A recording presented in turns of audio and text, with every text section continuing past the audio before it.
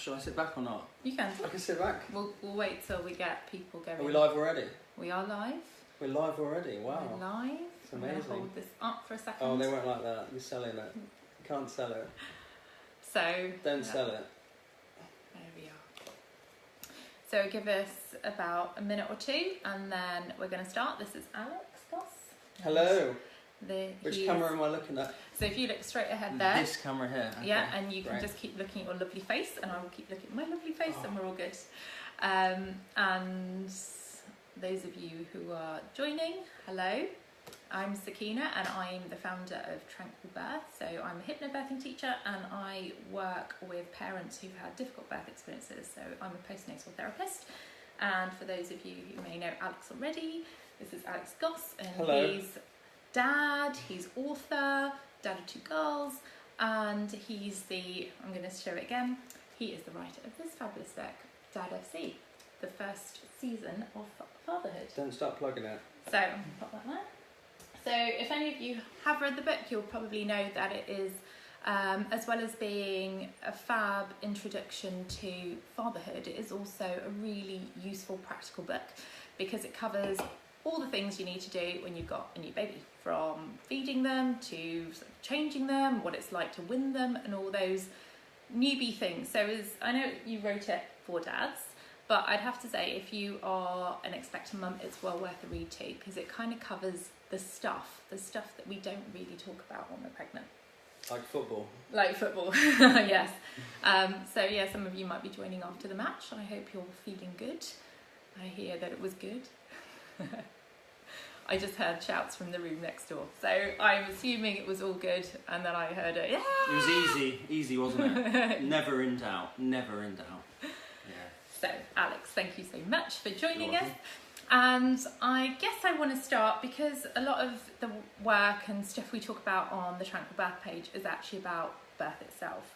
So, having been to 2 births, both your beautiful daughters were born while you were a birth partner. How did you find the process of birth and actually being a birth partner, considering we are talking all things fatherhood at the moment, having Sure. been Father's Day yesterday? Yeah. How did I find it? Really hard. It's hard on a dad, isn't it? You know, only you can't talk about that. I can't say anything, to be honest, Saki. You can't. The moment you ever start talking about how it might have felt for a dad, Yeah. like, no way. You're just never going to go there, because you know that whatever you felt, even if it was your most exhausting, I mean, for example, our first went on for started on the Friday, Yeah. came out on the Tuesday, Yeah. and of course you're more exhausted than you've ever been before. Yeah, absolutely. But I'm never going to say, oh, it was really hard on me. You know, it was really, really hard. Why is that you feel you can't say that, do you think? As a Because father, you know as a it was dad? never as hard as it was for the new mother. That's a really So- interesting perspective, because today is also Father's Mental Health Awareness Day. So we're looking at... I didn't know that. Yeah. I should have known that. So that's why we've got... This is a really important sort of, I think, chat to have today. And in hypnobirthing, we talk a lot about birth partners, and we talk about their role in helping to facilitate that birth happening. And one of the things we do talk about is absolutely that. It's the impact that birth has on the birth partner there. And quite often that is the father. And like you said, yes, there is that physical transition that women are going through. Hello, Kelly, and hello, Natalie. Hey, guys. Kelly, I know you're a midwife. Natalie, of course, you are Alex's lovely wife, so you'll know this from the other side. How are we doing? Well? But I think it's really important to acknowledge that actually the partner who's standing, that birth partner, that father who's standing in that room and going through that process and supporting and giving 110% of their nourishment and support is also going through a very physically demanding experience. And that's something we do need to talk about, because at the end of birth, and we often say, well, I certainly say this in courses, and those of you who've been on my courses will know this, birth is a gateway, and it's a really important gateway, but it's really just opening up the massive platform and the world ahead of you, which is parenthood. And how you both enter parenthood is actually really important. So if as a woman you are going through what is quite a long labour and you're having quite an intense time and your partner is supporting you throughout that, how does that affect that next stage of parenting for two people? And it's perhaps thinking more about that. And I think it's a really important point you've raised, actually, because a lot of fathers start off fatherhood exhausted, probably, and a little bit shell-shocked. It's one of those things that anyone, let's say that you're a dad-to-be, most things that you do that are really, really hard, afterwards you get a break. Yeah. But when it comes to that situation, that's the start of it, isn't it? Yeah. You know, which makes it really, really different, and it's a challenge, but it's well worth it, isn't it? Yeah, it is definitely worth it. What would you say are your top 3 tips for dads who are supporting in the labour process and in birthing? 3 tips. Yeah, or you could say 1. Yeah, I'll one. go with 3. Yeah. Non-alcoholic beer. Yeah. A few of you know I'm a fan of that, so yeah, definitely that helps in 2 ways. One, you're going to be a lot fresher when it comes to the big showtime, and also it's a good way of sort of empathising with your partner really as well, because obviously the chances are that they haven't had a drink for quite a long time. Yeah. So you know, absolutely. You're in it with them, which is very important. Yeah. Preparation. If that is 3 different ones. Yeah, preparation is very important. So yeah, it's and yeah, I think trying not to worry as I know I feel a hypocrite saying that because I worried so much. Yeah. But it's not going to help. But you just can't help but worry. So just remembering that others have gone through it. Really, I think. Yeah, absolutely. You know. And there is an element, isn't there, a natural element of worry, because it's something you're so invested in, and this is something we do talk about, being so invested in something and actually being outside of the physical process of it. Yeah, so you're really facilitating it, you're totally invested in it, but it's not in your physical control. And there's nothing you can do at all. Absolutely.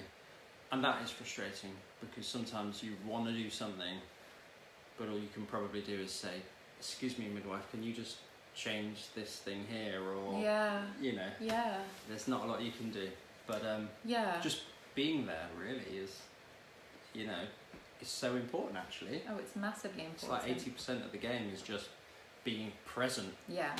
Even though I managed to fall asleep for some of it, but there we go. Rejuvenating for when you had a baby, getting ready. Yeah.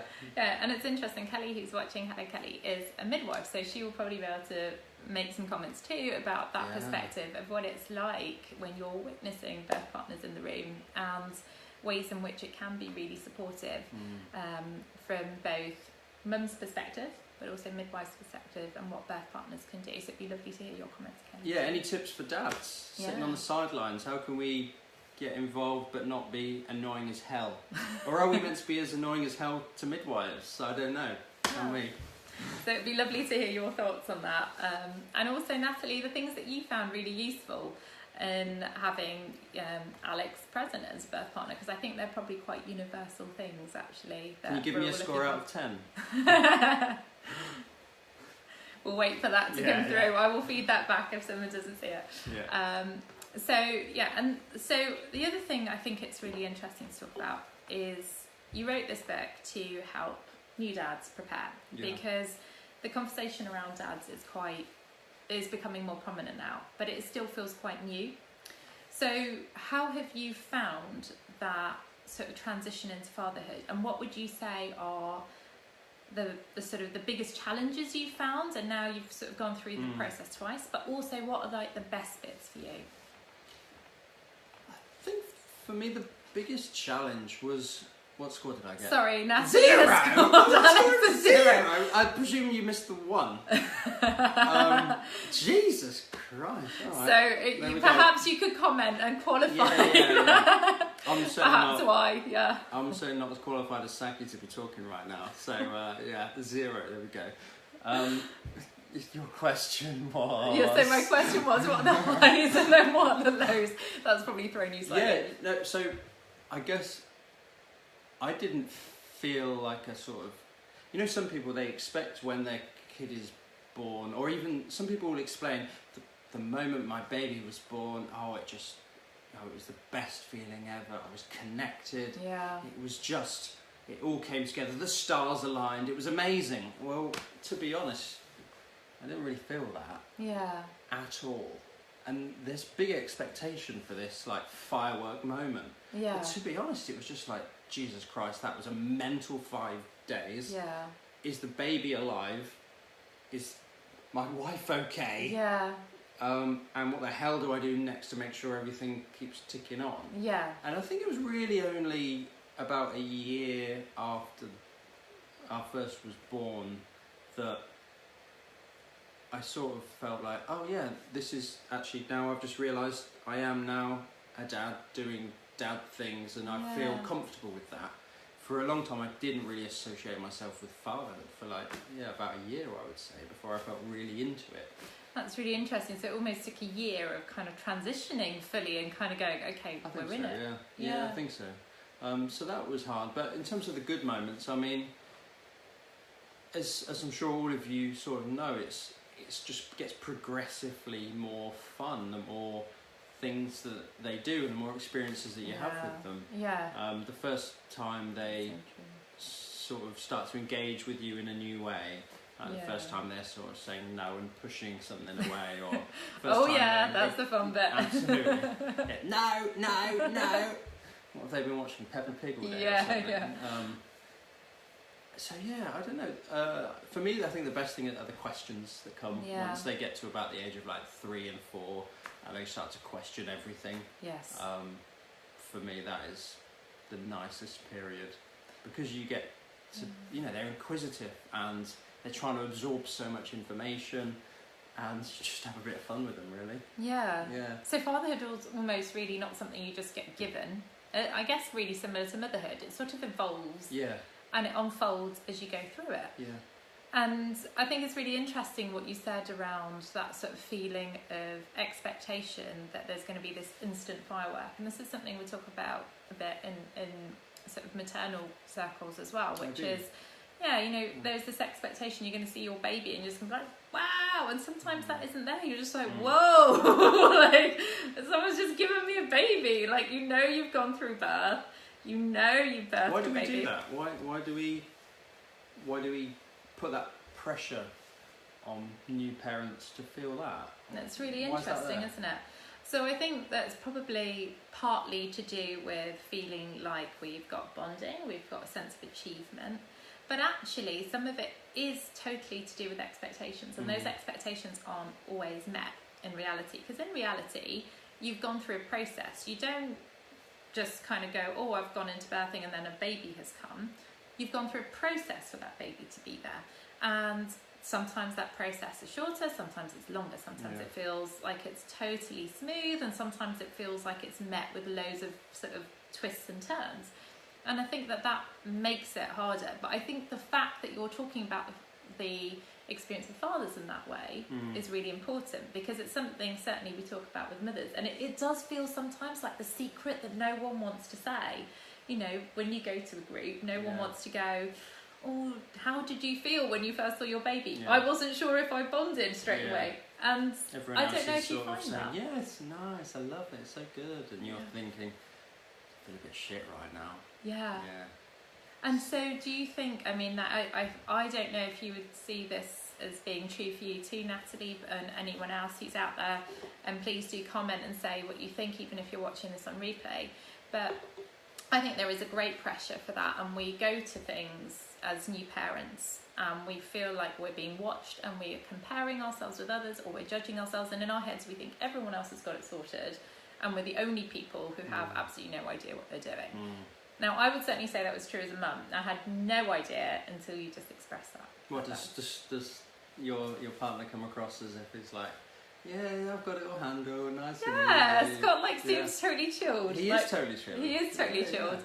But I feel like I'm always the one who is, as Anya, beautiful Mother's Wellness Toolkit, has once said, a bit like a leaky egg. I just feel like I'm often the person who goes, what's going on? Like, what do we do with this? And why is my kid doing this now? And why doesn't my baby sleep? And so actually that's felt very much so far like the mother's conversation, so it's actually really wonderful to hear that father's perspective, but that's happening to parents, actually a parents' conversation. Yeah, it is, I think. Yeah, it's the same for both. But I totally get it, why mums feel it more, because let's face it, mums have a longer maternity leave than dads do paternity leave, and there's, of course we live, even in a quite liberal society, we live in a place where mums are still going to be massively much more the primary carer, so therefore it's going to be in your face a lot more. Especially in those early days, in that first sort of possibly year, really. Totally. And what were your thoughts on that paternity leave? Because there are several sort of campaigns and things out there, and it's really worth having a look at those. I know Mother Pepper's working on one to have more, Mother Pucker. I thought you said Mother Pepper. Mother Pucker. Mother Pucker is working on one for more flexible childcare. Sure. And looking at how we integrate that. As someone who probably got, 2 weeks paternity? Yep. How was that for you, going back to work?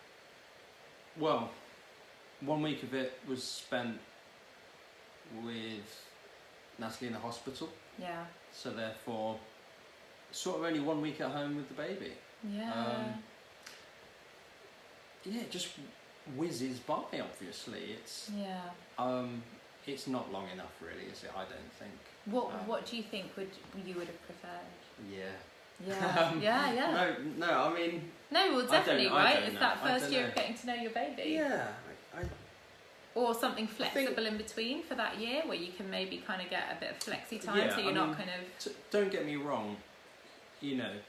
I don't expect that businesses should be just paying for everything, or even that government should just pay for everything.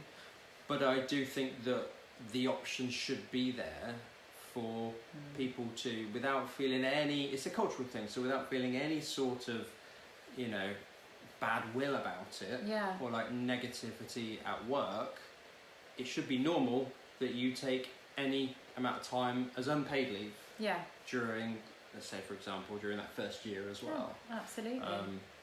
There's a lot of expectation on mums and dads these days, more than ever before. So it's bloody hard when you go to work and you're still battling the same work ethic that we've battled for generations, and now you've got this parental obligation on top of that. So something's got to give somewhere. And unfortunately, a lot of the time, that parental obligation happens to be the one that gives, because the work one don't. That's just modern culture. So you've got to go back to work after a week, and you've got to crack on. Yeah, absolutely. Otherwise, what you're going to do, you're just going to lose your job. So And you are still facing tiredness, sleep deprivation, trying to transition into the fact that you've got another person in the world that you're responsible for. Totally, and the family dynamics changed completely, hasn't it? No longer is it just like you two as a husband and a wife, boyfriend, girlfriend, whatever. You're no longer the most important people. Neither of you are the most important anymore. Well, and you probably won't be for quite some time. Yeah. That's the way it is. And how does that feel as a dad going back to work in those initial early weeks? Because certainly I know, we sort of meet and run courses, and you've got, first time dads who are preparing for birth and really sort of preparing to be that birth partner. But then also a lot of them are going to have this transition shortly after birth. How does that feel? Is there anything you would recommend they could do to sort of prepare themselves for that? I think the best thing you can do to prepare yourself, because the fact you're going to have to go back to work so soon, is basically you want to, for me it was about making sure that you were able to get as much from work as possible. And what I mean by that is not get as much value from work. I mean, let work maybe make them start to expect that you might want to go home a little bit earlier, or might want to take a little bit longer off, or be a bit more flexible on holidays. Just sort of have a lot of goodwill, build up some goodwill with your work contacts, because you're going to need it once it gets to going back to work after a week or so. I mean, that's quite a lot of pressure, isn't it? Really, for a lot of people, it's quite a lot to sort of build up to, and it's another thing to layer on. Yeah. But you'll do yourself a favour, because if you don't, again, like I say, no one knows you are living. So if you don't do that, then when the time comes when you've got to say take some time off, if you haven't really built up that expectation, unfortunately culturally it's not there. So people will be surprised. You'll get comments like, "Oh, half day is it?" or something like that. Yeah. And you're gonna have to take that on the chin. Oh yeah, we know the old half days. We do. Yeah. I like half days. They are the best kind, because you feel like you've done a bit of work, and then you get to enjoy life outside of work and go off at lunchtime, especially on a sunny day. But it is interesting, isn't it? That there is definitely that. And I imagine that for a lot of fathers and father figures, actually, because fatherhood isn't necessarily gender specific. True. That plays a big part, because the way a lot of families are still structured is that one person tends to be the breadwinner, might have somebody on maternity leave who is kind of taking on that child rearing role. And there are obviously transitions in there that we've talked about, and we sort of talk about, you know, a bit more now as women. But I think talking about what's actually going on for men is a really, or father figures, is a really massive change. And I wonder, do you think there is an impact on sort of, you know, paternal mental health really as a result of some of these pressures and some of these demands that we have so soon after having a new baby? I would presume so. I mean, there's got to be. If I sort of look back, in fact, even if I don't look back, I can tell you right now that before you have a kid, I don't know if you've ever thought this, Saki, but how many times in the course of like a week did you get like proper like angry or stressed out of nowhere at any time randomly in the day? Never. Exactly, never. It doesn't happen, right? Never happens but to me. When you've got children, at any point, literally, even when you're bloody sleeping, at any point, it could all kick off, and like your stress levels just go through the roof. It could be anything. It could be that they're annoying you for something, or it could be that they worry you for something. And you just don't know when it's going to come. So, in terms of your mental health, there's that can't be good for your mental health. That's what I can say. Like, no, absolutely not. You do feel a lot more stress. And obviously, there's other stresses involved as well, like financial stress.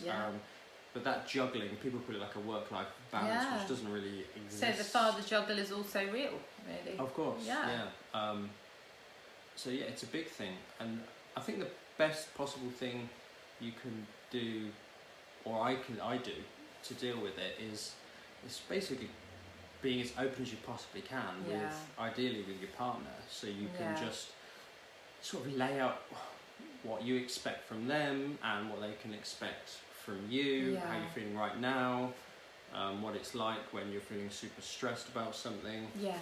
It's not easy, because sometimes your pride or your ego gets in the way. That's the best thing you can do, is just sort of be honest and also empathise. Even though you're the one you're feeling really shit, you think I'm feeling more shit than they're feeling.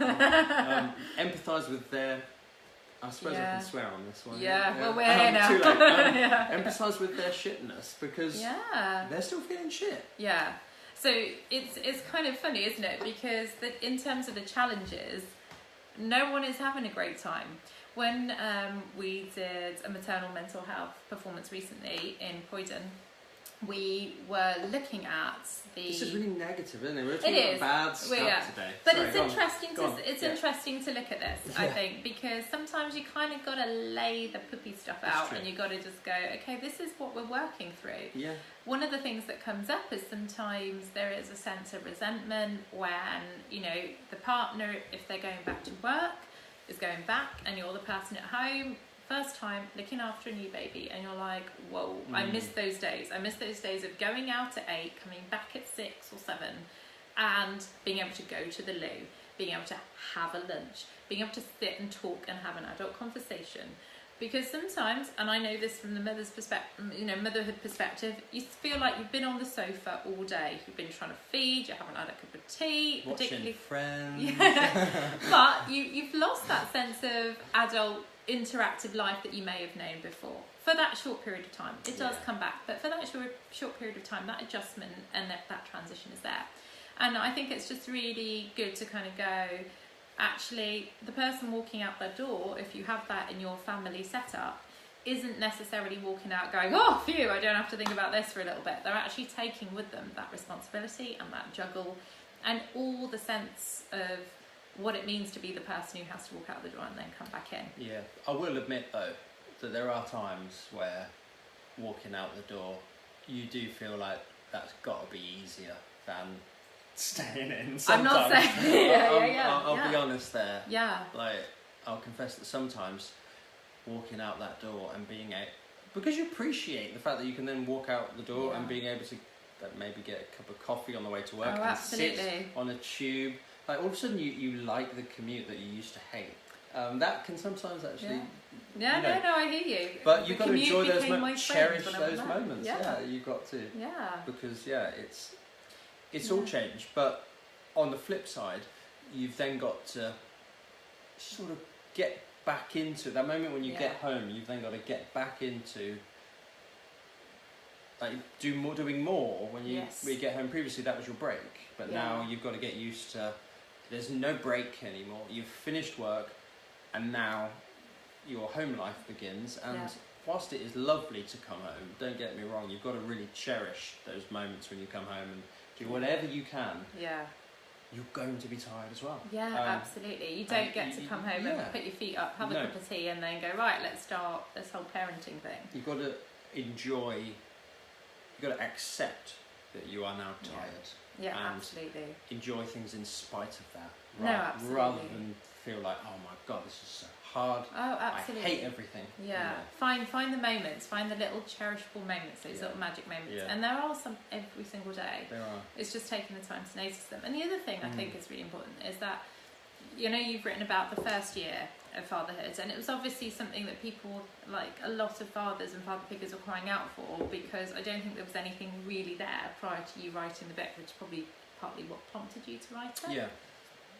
But the response to that has been quite phenomenal, hasn't it, really? Like, people just kind of going, wow, actually got a voice, got a place to kind of come to for support and to share this experience.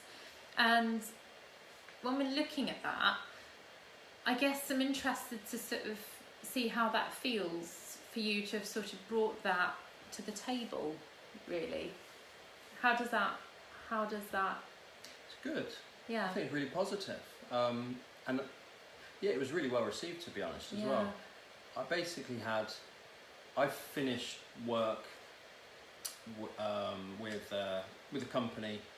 It didn't end too well, but I took that opportunity, 3 months gardening leave, which was tremendous, and I took that opportunity to decide, you know what, if I'm ever going to get a chance to do anything, like to write a book or something, then I'll do it right now. Yeah. Because I'm never going to get that chance again. If I can't do it now, I never will, and I need to shut my mouth about, I really want to write a book. Yeah. Because this is the chance. If you want to do it now. So I did it because I thought this is something that needs to be said. Yeah. And it's going to be fun too. You have to make it fun, otherwise what's the point in doing it? So keep it simple, keep it fun. No one had done a book like that before, and very well received. And I'm just super happy whenever I read the reviews that that there are a lot of dads and mums that seem to have really found it very fun and very helpful. So, that's... And for those who've joined who weren't here at the beginning, I'm just going to say again that this is...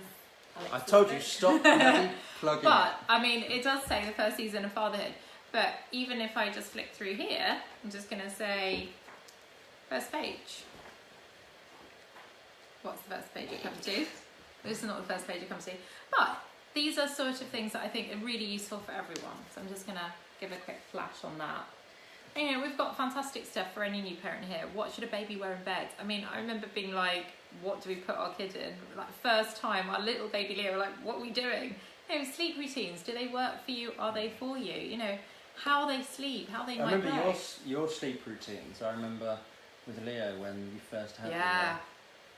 I remember I wrote you a talking blog about this routines. recently. You were talking about routines. You and Scott were like all the time talking about. Oh yeah.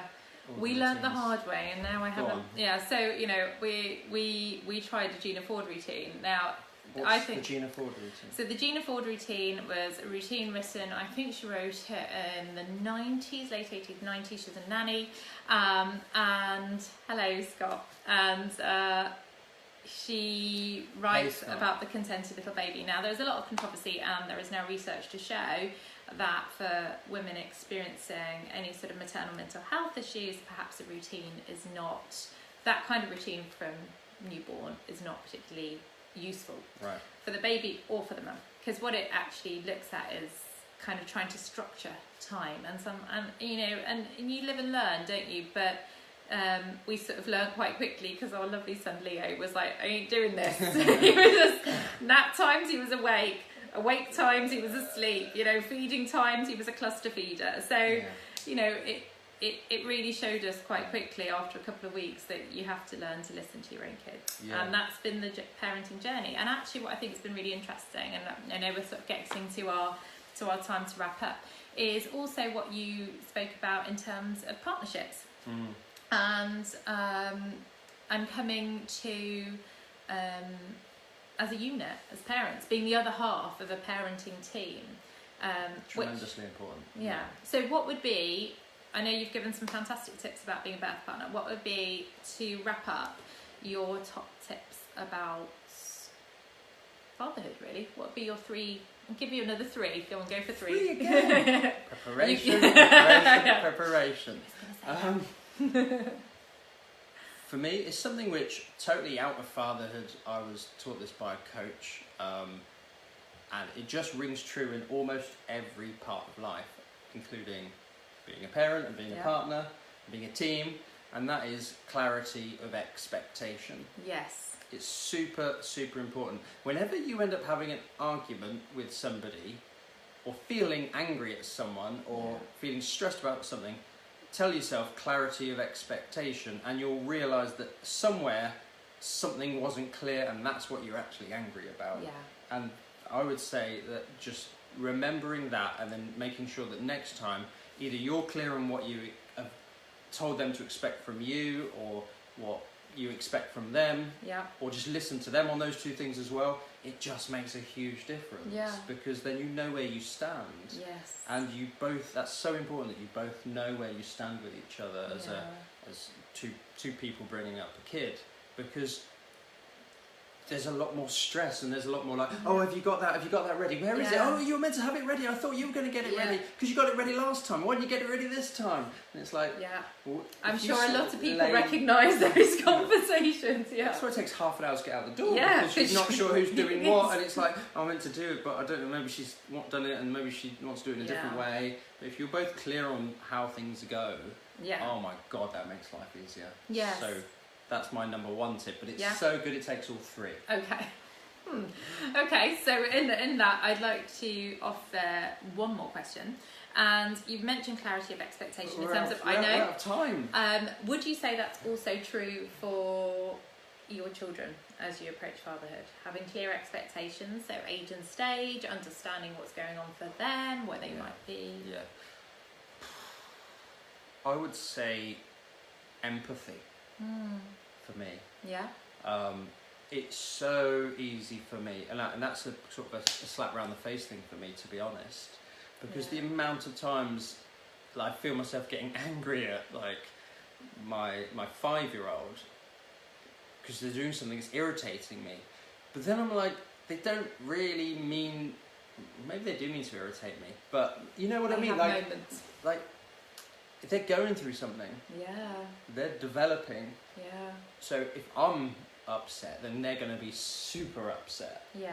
And I think remembering that whatever you're feeling, they're probably feeling double. Is super important. Remember, put yourself back in your own shoes when you were babe. Exactly. And you know, the thing with the parenting is that you're looking after people who have totally different needs. You know, a lot of the time babies come in as little characters, and you, as parents, a lot of our job is learning who these little people are and what they want and how we can best help them. And yeah, I think empathy is a lovely one actually, because when we're young and we don't have language and we don't understand the world fully, but we're still involved in it, and you know, especially modern families now are often quite busy and we're dashing from here to there, and that's a lot for young folks to be taking in and trying to process and find their way through. So I think that's a really lovely one. Cool. So thank you very much. Thanks for having me, Saki. Thank you very much. It's been lovely. Absolutely bricking it, but seeing as there are only 3 people watching, it's four, and there've been 4 on there, so we've had a few. Thank you very much, guys. And people will, so I think we've had about 6 viewers in total, and I think there's a few who dropped off from earlier. So thank you very much, everyone who joined us. Thank you so much. It's been like you're all in a little room together with us. It's been cosy. We call it a cosy live chat. Yes, this is a cosy one, but you have to get a bit closer. Fireside chat. Yes. So Alex will be having a look through on the Dad FC page, which this will be on, and also on the Tranquil Birth page. So if you've got questions, stuff comes up, you've got comments about it or anything, just post them on. Oh, thank you very much. Post them on and you will come back and answer them. Of course I will. Which I haven't actually asked him. I'm hoping you will, so he does it. I certainly will. So yeah, please do. And if you've got anything you want to chat to Alex about, you can find him on Facebook at Dad FC, and he's also on Instagram and also on the internet. Dad FC again. The interweb. Yes. That old Tinternet. Yeah, Tinternet. Yeah. So do check him out. And yes, final plug, do have a read of this book, whether you are an expectant father or an expectant mother. It is pretty fab. And it's actually on our top 5 for Father's Day gifts. That's very kind. So thank you enjoy. very much, Saki. Thank you very much, Alex, and thanks everyone for watching. Thank you very much for watching, everyone. Take care. Cheers, Saki. Oh, got a high five. See you later.